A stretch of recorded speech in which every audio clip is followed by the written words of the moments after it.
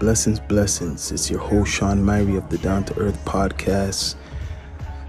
Once again, back to the Drake stuff. We're going to talk about the Drake STANS. I can't overstand many of them. A lot of them refuse to really do the research. Now, Drake is a great artist, universal. Can't take that away from him. But when we talk about hip hop, that's something different. Ghostwriting allegations, reference tracks, even though people have done that, but especially this ghostwriting. No, we can't let that go. No. You cannot let that go, right? So they want to bring up all these, stats. He has, 1 billion streams on, 1 billion streams on Spotify, which we know that really is not much because Snoop already put that out there. People, look it up. Snoop already talked about that and complained, right? So Drake lost this battle. Clearly, he lost the battle, right? So, like I mentioned, you got to do some R&B tracks. Stop with that parody shit. Do some R&B music like I said, right, on the We Love Hip Hop network with Friday. Do some R&B tracks. It's finished for you. I don't want to hear any more hip hop coming out of you. Can't take you seriously with that, right? Come on now. But a lot of these Drake stans, they refuse to even do research. Yes, he's an artist. He's a great artist.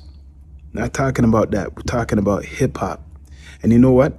A lot of you don't even know what real hip hop is. You don't know what hip hop is, because if you knew what hip hop is, you would know what I'm saying and others are saying in regards to this situation, right? Drake stands. The other day I was on Twitter, and these are mostly Americans. So there's a stereotype out there that mostly Americans are going for Kendrick Lamar. No, a lot of these Americans love Drake. They even know every line of Drake. They refuse to say Kendrick done any type of damage to Drake. Trust me. They're saying that the only reason a lot of these people don't like Drake is because, especially in America, is because they don't like to see a non-American at the top, right? That was their fight. That's what they put out there, right? And many people are saying that they don't want to see a non-American at the top. And I do see the attitudes. I'm not surprised, right? Americans don't want to see somebody who's not American at the top of their game. But these Drake stans refuse to look on the facts. I swear, in this conversation, when they're talking on Twitter Spaces, when I was in the Spaces too, I was bringing up the ghostwriting, and you know what? They replied to that. Every hip hop artist that's a legend had a ghostwriter.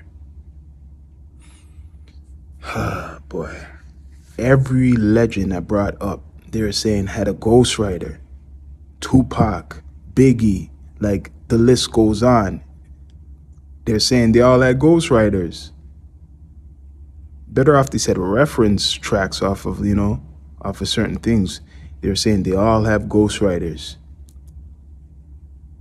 So that's the excuse for Drake, because this is a normal thing. Back in the day, hate to sound old, but just say even 2000s, early 2000s, any so-called hip-hop artist was caught or, suspected of having a ghostwriter or people write for them, their career would be over, finito. It wouldn't exist anymore. But now we live in some weird times where a lot of people get away with a lot of things, and a lot of things are accepted. Trust me.